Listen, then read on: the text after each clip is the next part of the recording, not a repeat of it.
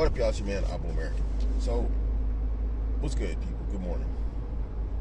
You know, the only, it would seem that the only constant or consistent, unbroken, unchanged, the only absolute in time is change.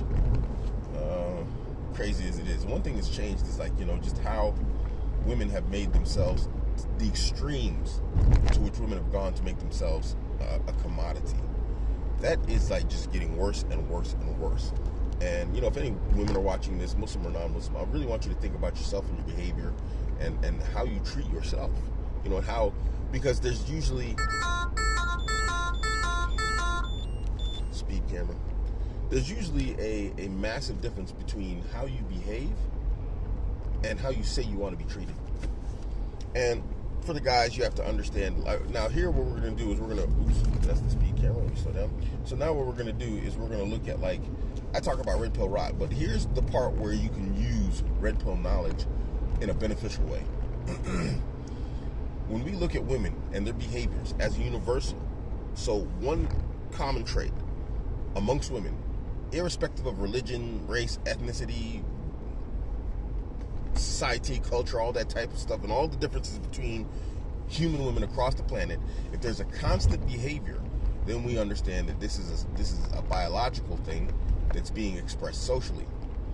And so what we're looking at in terms of women globally right now is making themselves into a commodity in a massive way, in a way that we haven't seen ever before in the history of man.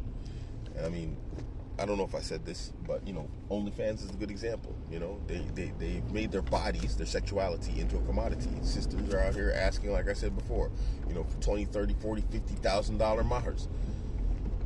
When we look at this commodity situation in terms of women, with the non-Muslims, it's a little bit clearer and it's a little bit easier to understand. I give you X amount of dollars, you give me X amount of access to your sexuality. Now, obviously, this is haram. I'm not saying go out and do this, but I'm just saying, whoa, nice. It's almost the third accident I had this morning. These crazy people this morning, they drunk or something. With the non-Muslims, it's very easy and clear to understand. For X amount of dollars, I give you access to X amount of my body or sexuality or sexual acts or blah, blah, blah, right? Haram, don't do it. Stay away from that stuff. I'm just, for the example of understanding what I'm talking about with commodity. Now, when we come down to our sisters, unfortunately, the situation gets a little bit worse. It becomes muddled and unclear. Sister asks, we'll take the example of the brother in my men's community whose screenshots got shared. I'm going to make myself a commodity worth $20,000. That's a down negotiation from what she initially was demanding, with payments, obviously. Hope that comes with payment insurance, that the payment, doesn't change. So anyway, enough jokes. She makes herself into a commodity for $20,000. What am I getting for X amount of dollars? Because most of you sisters, and I'd say 90% of you sisters, first off, talking about you don't want to share. You're a commodity now. What? So there's an exchange of value. I give you X amount of dollars, and you give me. And I've said it in multiple videos before, sexual access doesn't count. Children don't count. Women want sexual activity just like men do.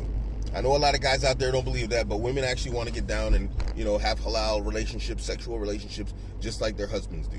Women want children probably more than men do. Whether or not they're good at hiding all of that better than the man is, so that they can negotiate from a stronger point, that's a different argument. But the simple fact of the matter is most women who are healthy, both physically and emotionally, psychologically, that's a trifecta there, they want to have halal relations with their husband and enjoy them, and they want to have children. And that's why in my bidding guide I mentioned this: stay away from women who don't want children and who have a problem talking about they're not down to get the freaky deaky on. So that's not a negotiating point. What value do you bring? It's a horrible exchange. It's a haram exchange. With the kuffar, it's clear. I give you this, you give me that. It's a bad exchange. It's haram. I'm just saying it's clear. With the Muslim women, it's not so clear. All right, so I give you 50,000. Back to the example. I give you 50,000. I'm not allowed to take a co-wife.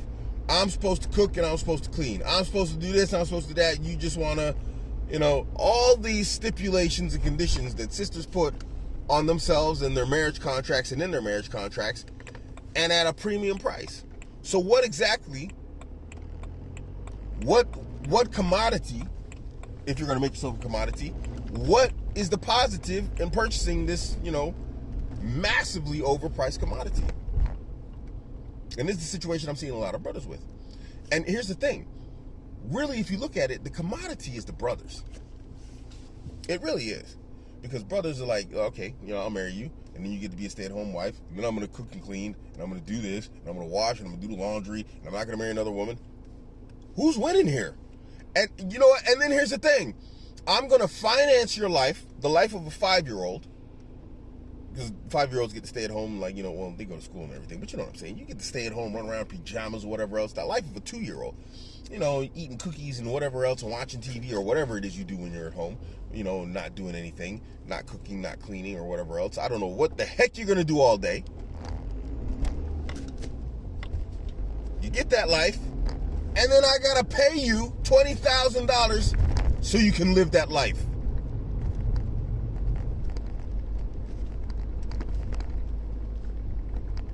What's the commodity?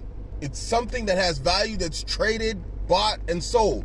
And if you're asking for like 10, 20, 30, 40,000 and up, you have to provide value. You have to provide value. But sisters don't want to. Man, the shaky camera thing with the bumps in the road is a real issue. So really think about that the next time, sisters, y'all ask these brothers for these huge dowries, talking about he can't have another wife, I don't have to cook, I don't have to clean, I don't have to blah blah blah, and I and I and me and me, and he's the one paying you to come into his life. What are you offering him? And brothers, think about that the next time you meet one of these crazy sisters. Ask her, if I'm gonna pay you a whole bunch of money and face all these stipulations and limitations, restrictions, I can't do this, I gotta do this, I gotta clean, but you ain't gotta, ask her what are you bringing into my life in terms of value for everything I'm providing with you? A mahar, a wedding, a honeymoon, and then you get to stay at home and you don't have to clean, and I don't get another wife. What is she giving you that warrants and is worth all of that money and all of that time and work and effort? Don't get stuck on stupid. Don't be suckers, guys. This was supposed to be like a 5-minute video. I'm 3 minutes over. This is your man, Abuamerican. I am out.